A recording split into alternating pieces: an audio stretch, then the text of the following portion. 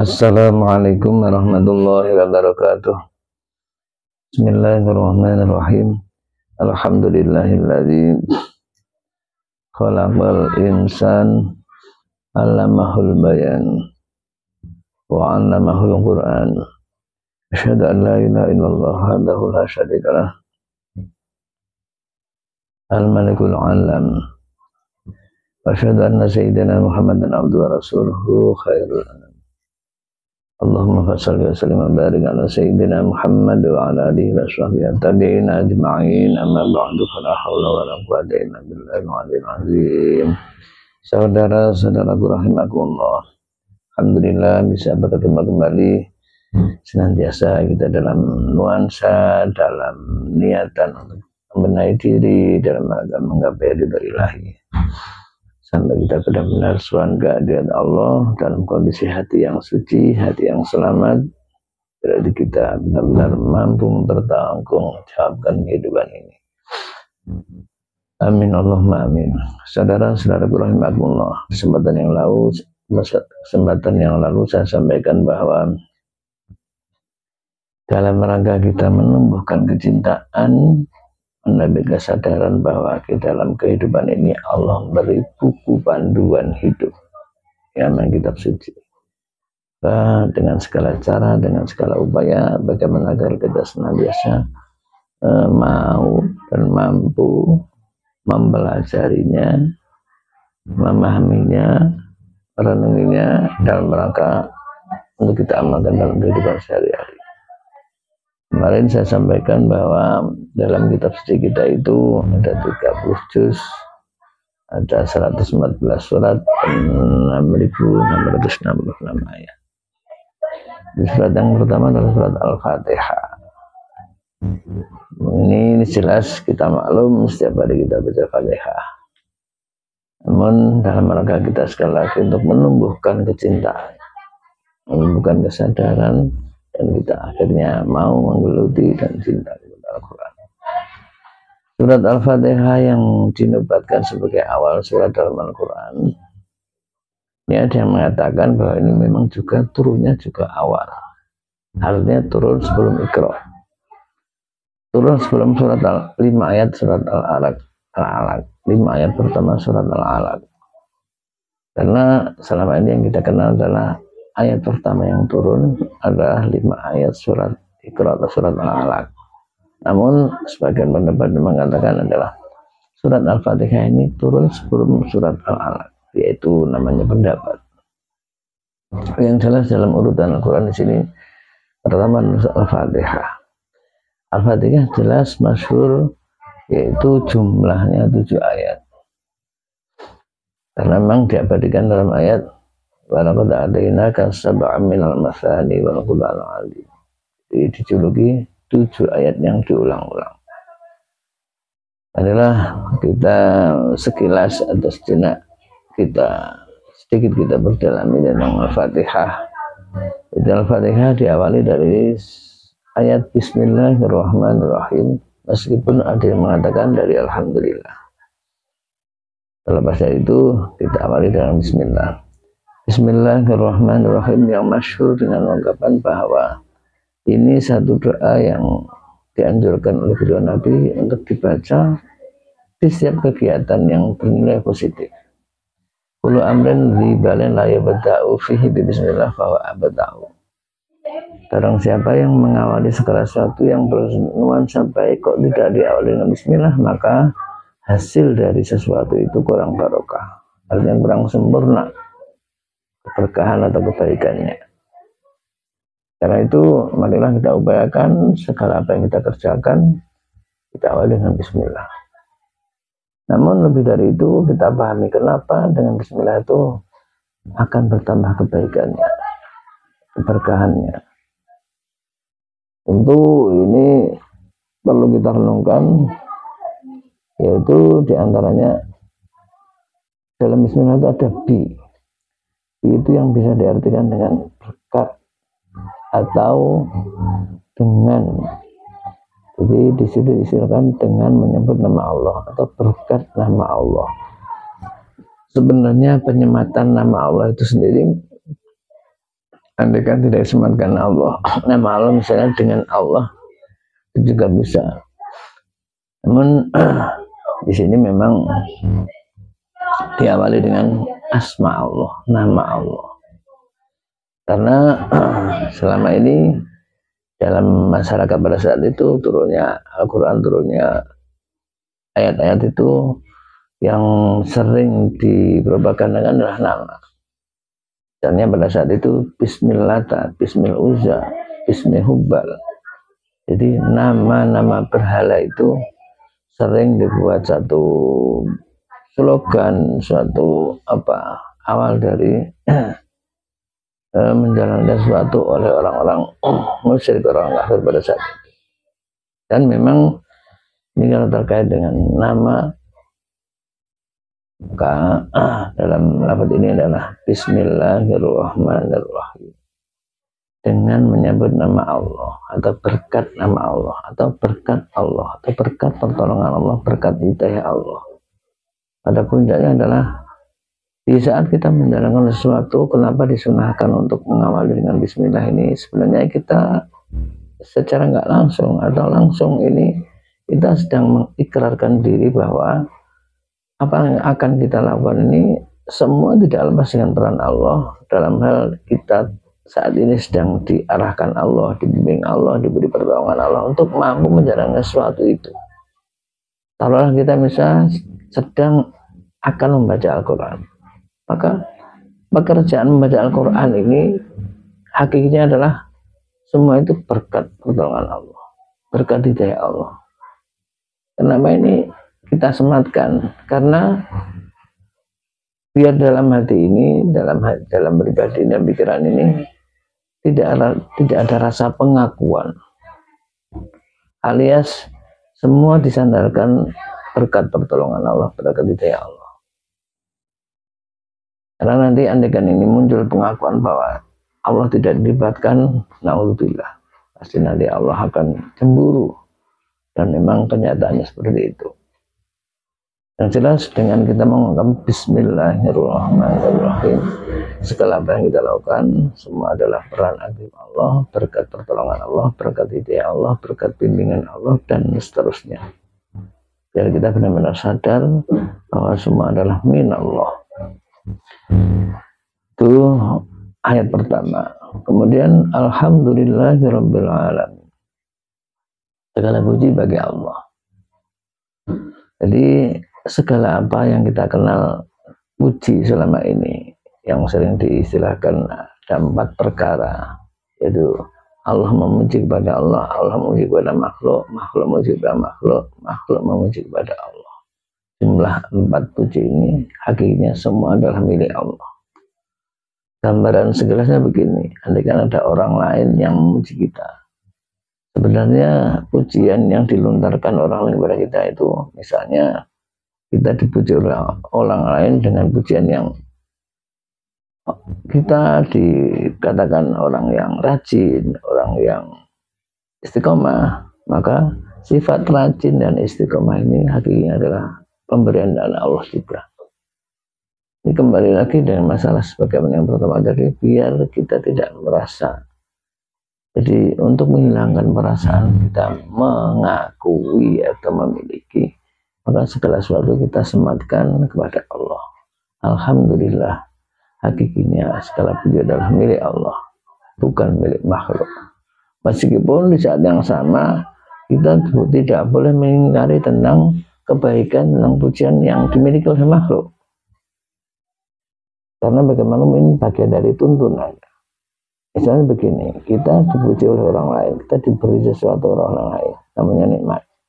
Kemudian kita lantas tidak boleh sekonyong-konyong, yang kita puji hanya Allah, meskipun hakikatnya pujian milik Allah. Karena bagaimanapun Allah dalam menjalankan kehidupan ini tidak lepas dengan namanya sebab, tidak lepas dengan hukum sebab akibat, hukum sunnatullah. Misalnya kita dilahirkan di dunia berkat orang tua, maka kita diperintahkan untuk bisa kita bersyukur, memuji kepada Allah, juga bersyukurlah kepada orang tua. Anishkurli wali walidayik. Ya, Ya, itu alhamdulillahirabbil alamin. Sekali lagi segala puji itu milik Allah dan segala milik Allah itu terpuji. Alhamdulillahirabbil alamin yang merajai seluruh alam, yang menguasai seluruh alam, yang membimbing, yang membina, yang menjamin, yang melindungi seluruh alam. Itulah Allah Subhanahu wa ta'ala. Alhamdulillahirabbil alamin. Ar-Rahmanir Rahim. Itu Allah yang Maha Pengasih dan Maha Penyayang. Biasanya dalam terjemahan ringkasnya begitu. Yang Maha Pengasih dan Maha Penyayang. Kalau kita uraikan, yang Maha Pengasih dalam hal ini adalah Ar-Rahman. Ar-Rahman sering dimaknai bahwa Allah Maha Pengasih yang tanpa pilih kasih. Artinya siapapun makhluknya masuk kategori Ar-Rahman. Masuk kategori. Sebenarnya Ar-Rahman dengan Ar-Rahim dengan akar kata yang sama.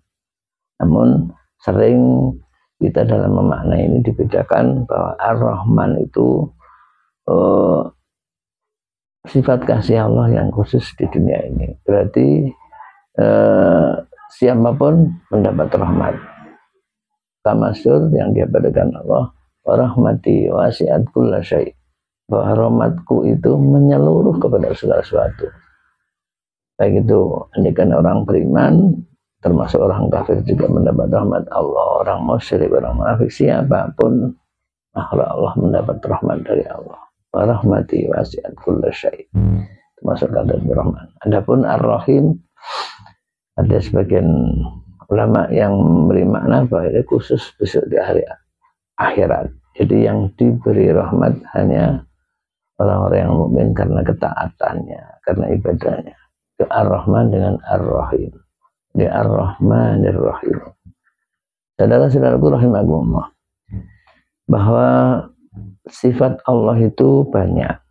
Dalam hadis dikatakan bahwa bahkan di ayat walillahil asmaul husna, Allah itu punya nama-nama yang baik, yaitu 99 asmaul husna.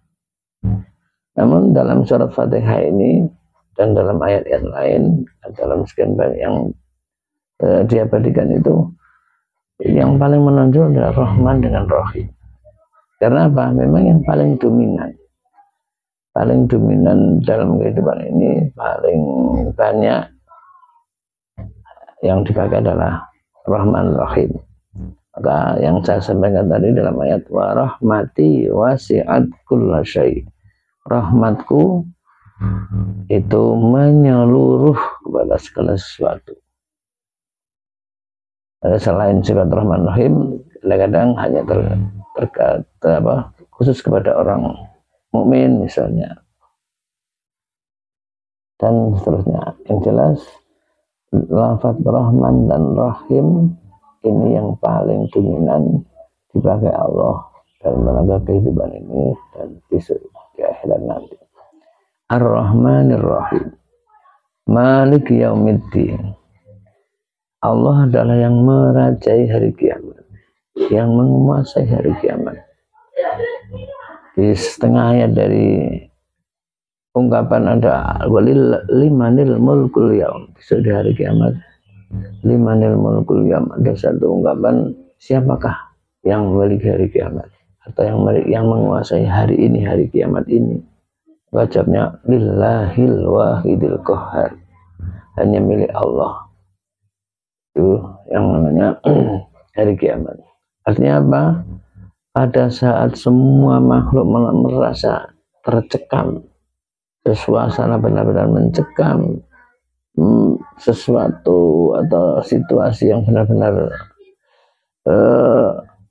semua orang bingung, dibuat khawatir, dibuat sedih, dibuat benar-benar saat-saat yang semua butuh perlindungan, semua butuh pertolongan. Maka saat yang menguasai hari itu adalah Allah. Itu namanya Malik Yaumiddin. Artinya pertolongan mutlak milik Allah. Suasana pada saat itu mutlak milik Allah. Coba sejenak kita renungkan. Kenapa ini disampaikan Malik Yaumiddin? Apakah pada saat ini di dunia ini bukan milik Allah? Sebenarnya tetap milik Allah. Namun sekian banyak orang itu tidak menyadari itu. Artinya apa?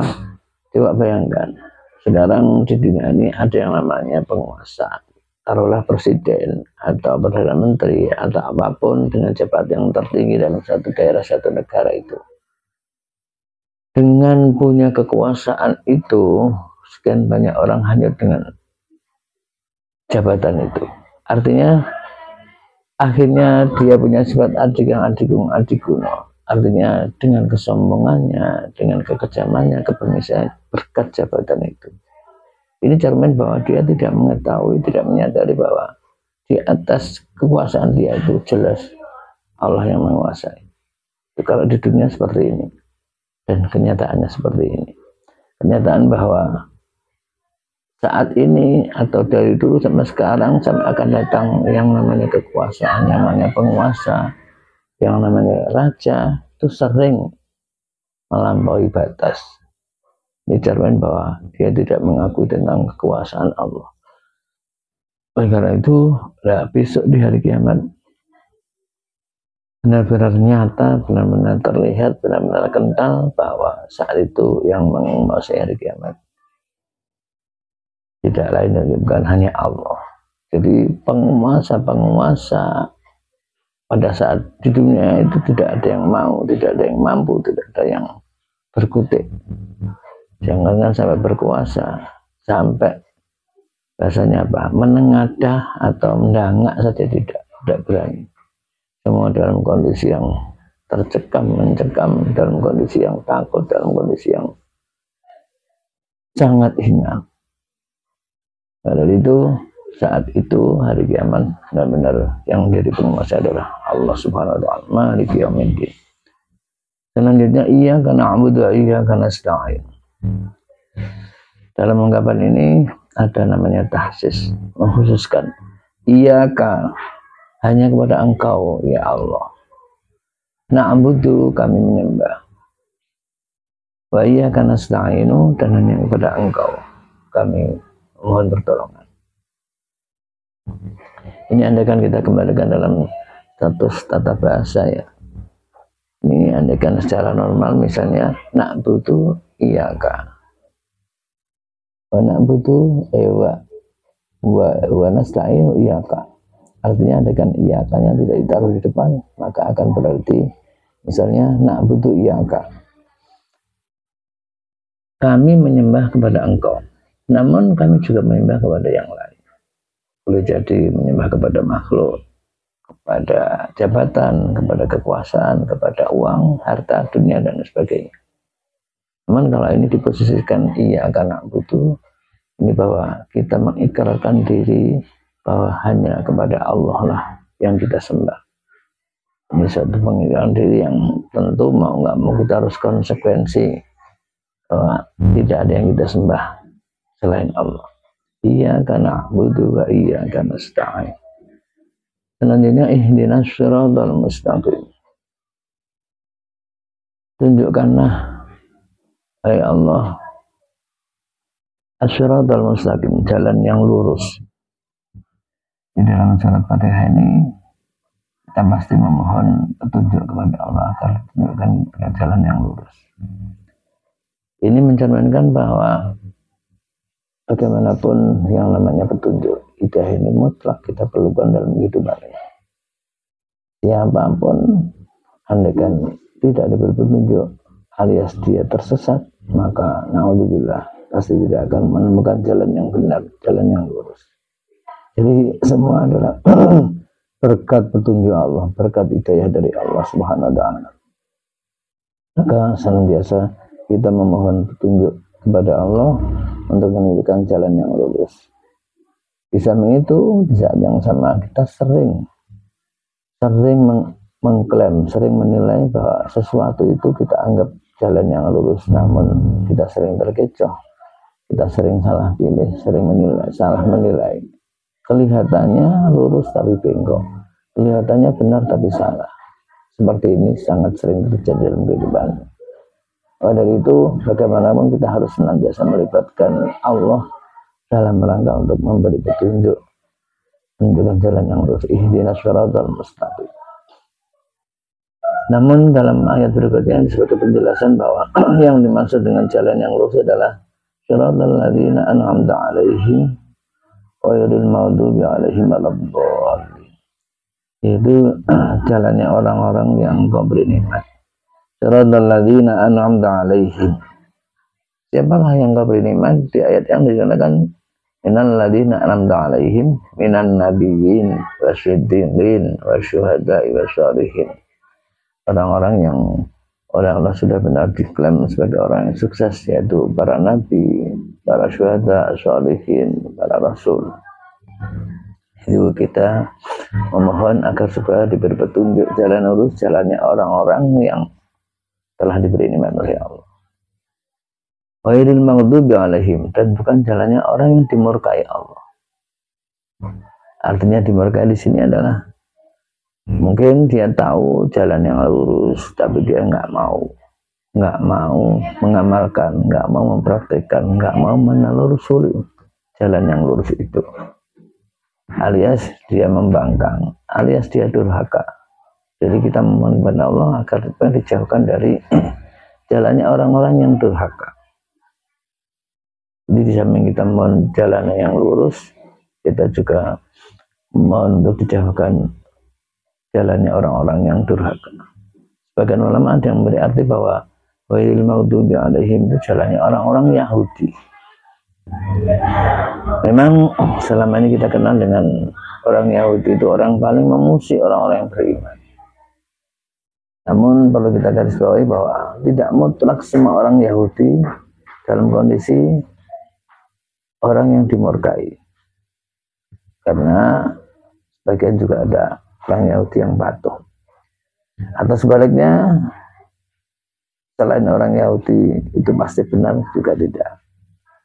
Yang jelas dalam ungkapan di sini tidak ditentukan siapakah mereka orang-orang yang mendapat nikmat dan siapakah orang-orang yang dimurkai.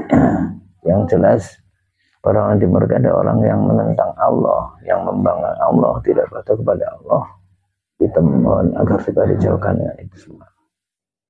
Demikian saudara-saudaraku, ini sekelumit sekali dari makna tentang Al-Fatihah. Yang mungkin selama ini jelas kita pasti sebagai umat Islam membacanya minimal 17 kali. Namun andaikan kita sedikit-sedikit kita renungkan, kita pahami, kita maknai, tentu akan lain, akan lebih bermakna, akan lebih bermuatan, akan lebih kita meresapi. Demikian, wa'alaikum warahmatullahi wabarakatuh.